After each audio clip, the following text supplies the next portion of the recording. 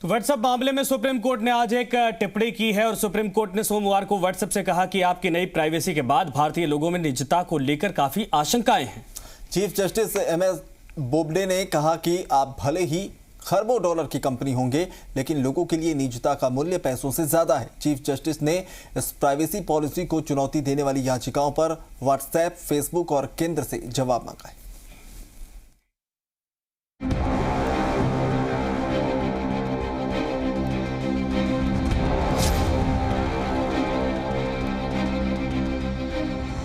क्या नई privacy policy से लोगों के व्हाट्सएप संदेश सुरक्षित रहेंगे?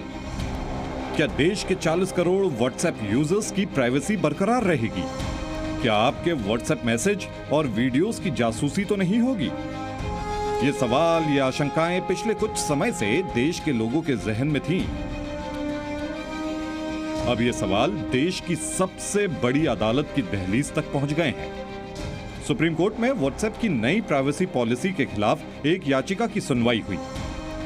3 जजों के बेंच की अध्यक्षता chief justice S A Bobde ने की। चीफ जस्टिस बोबडे ने इस दौरान जो टिप्पणी की वो देश के 130 करोड़ लोगों की निजता के अधिकार की अहमियत बताती है। आप 2 या 3 ट्रिलियन की कंपनी हो सकते हैं, लेकिन लोगों के लिए उनकी निजता की अहमियत पैसों से ज्यादा है। लोगों को अपना डाटा शेयर करने को लेकर गंभीर आशंकाएं हैं।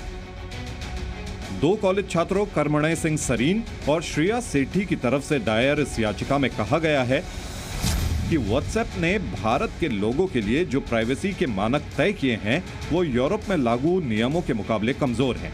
इसलिए सुप्रीम कोर्ट व्हाट्सएप को निर्देश दे कि वे ऐसे नियम लागू नहीं करें जिससे आम यूजर्स की प्राइवेसी प्रभावित होती हो। व्हाट्सएप की तरफ से अदालत में पैरवी कर रहे वकील कपिल सिब्बल ने इसके जवाब में कहा कि भारत में प्राइवेसी सुरक्षित वाले वैसे कानून नहीं हैं जैसे यूरोप में हैं।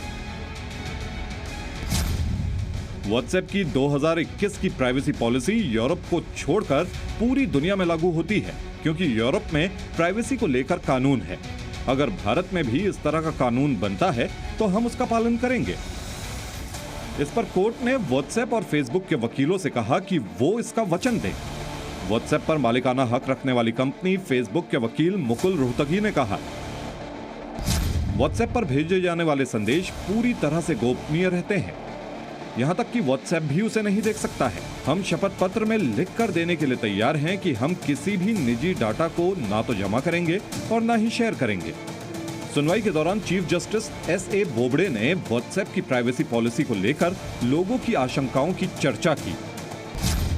लोगों को लगता है कि अगर एक व्यक्ति ने दूसरे व्यक्ति को कोई मैसेज किया तो इसकी जानकारी फेसबुक को हो जाएगी। इसके जवाब में व्हाट्सएप के वकील कपिल सिब्बल ने कहा कि आजकल आप जो भी सुनते या पढ़ते हैं वो सब सच नहीं होता है।